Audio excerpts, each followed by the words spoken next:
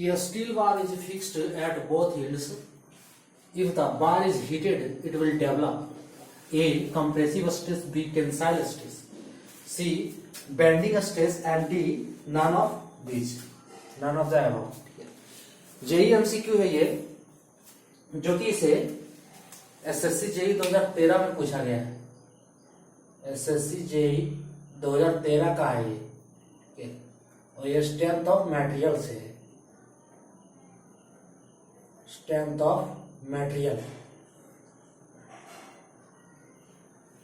Question ये कि किसी बार को वह दोनों ओर से फिक्स है, ठीक है, उसका एंड दोनों ओर से फिक्स है और उससे हिट किया जा रहा है, तो उसमें कौन सा स्ट्रेस डेवलप होगा, ठीक है, कौन सा स्ट्रेस उसमें जनरेट होगा।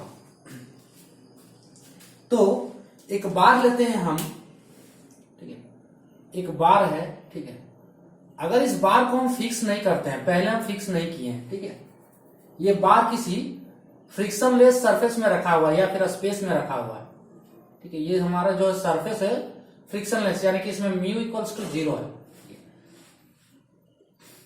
और इस बार को हम हीट कर रहे हैं, ठीक है, यहां से इस बार में हीट दे रहे हैं। जब इस बार में हीट देंगे तो इस बार में क्या होगा, स्ट्रेस जनरेट होगा, ठीक है, स्ट्रेस यानी क्यों जनरेट होगा, क्योंकि इसमें टेम्परेचर हम यहां पे इंक्रीज करेंगे, सो ड्यू टू टेम्परेचर इस बार में क्या है, स्ट्रेस जनरेट होगा।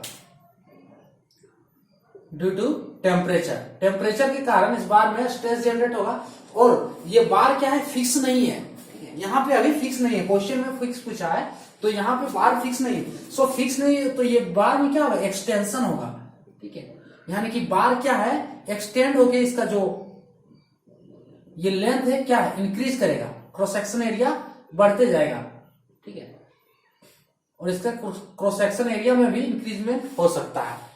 सो ये बार अभी फिक्स नहीं है तो इसमें एक्सटेंशन होगा, यानी कि इसका लेंथ इंक्रीज करेगा, सो एक्सटेंशन होगा, तो कह सकते हैं कि इस वजह से इसमें टेंसाइल स्ट्रेस जनरेट होगा, ठीक है, इसमें टेंसाइल स्ट्रेस जनरेट होगा। लेकिन जब हम इस बार को फिक्स कर देते हैं, जब इस बार को हम फिक्स कर देंगे, यहां पे हमने जो बार लिया है अब इसको हम फिक्स कर दे रहे हैं, ठीक है, वही बार है हमारा जो हम यहां पे क्या किए, फिक्स कर दिए, ये दोनों एंड से फिक्स्ड है, जो कि क्वेश्चन में पूछा गया है कि ये जो बार है वह दोनों एंड से फिक्स्ड है।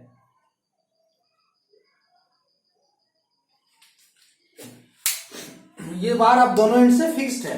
अब इस बार में हम हीट सप्लाई करते हैं, अब इस बार में हमने क्या किया, हीट सप्लाई किया अकॉर्डिंग टू क्वेश्चन।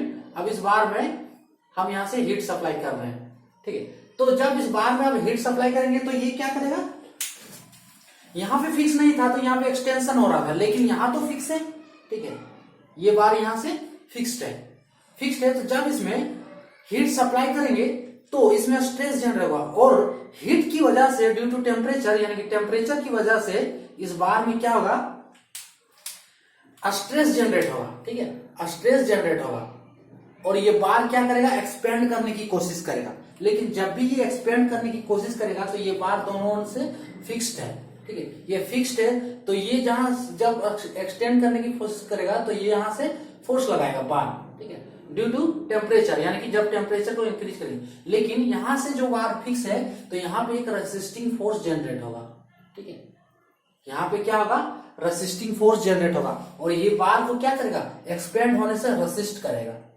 ठीक है, यानी कि ये बार को एक्सटेंड नहीं होने देगा, यानी कि यहां पे रेसिस्टिंग फोर्स जनरेट होगा, और ये रेसिस्टिंग फोर्स क्या होगा, कंप्रेसिव इन नेचर होगा, कंप्रेसिव इन नेचर, ठीक है, ये रेसिस्टिंग फोर्स क्या होगा, कंप्रेसिव इन नेचर होगा।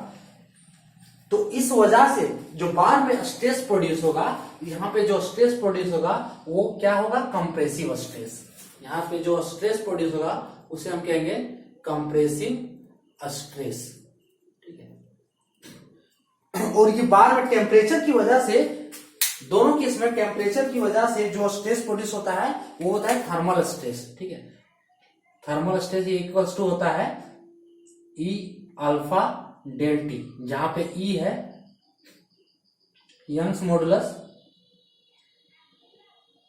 ठीक है, टी है कोफिशिएंट ऑफ थर्मल एक्सपेंशन,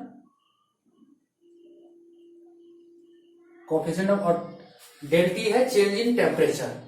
ये टेम्परेचर की वजह से जो स्ट्रेस प्रोड्यूस हो रहा है, चेंज इन टेम्परेचर। लेकिन ये जो नेचर में जो ये तो स्ट्रेस प्रोड्यूस हो रहा है टेम्परेचर की वजह से, इसलिए हम इसे थर्मल स्ट्रेस कहेंगे, ठीक है। लेकिन जो इसका नेचर होगा वो कंप्रेसिव होगा। क्यों होगा? क्योंकि यहाँ पे जो फिक्स हमने किया है ये रेसिस्टिंग फोर्स प्रोड्यूस होगा, और रेसिस्टिंग फोर्स की वजह से, ठीक है, जो स्ट्रेस जनरेट होगा बार में उसे हम कहेंगे कंप्रेसिव स्ट्रेस। यानी कि रेसिस्टिंग फोर्स जो इस एरिया में प्रोड्यूस करेगा, ठीक है, ये जो एरिया, तो स्ट्रेस क्या होता है? फोर्स पर यूनिट एरिया, है ना। Resisting force per unit area, stress उसी को कहते हैं resisting force per unit area. तो ये जो स्ट्रेस प्रोड्यूस होगा वह होगा compressive in nature.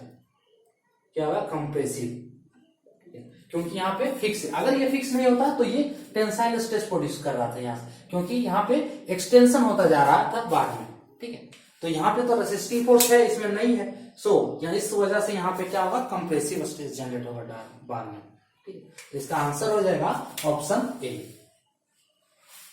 Option A इसका करेक्ट आंसर होगा। बी नहीं होगा, सी नहीं होगा, एंड डी भी नहीं होगा इसका। So a steel bar is fixed at both ends. If the bar is heated, it will develop. So इसका आंसर होगा ऑप्शन ए, कंप्रेसिव स्ट्रेस। तो ये था आज का क्वेश्चन। जय हिंद।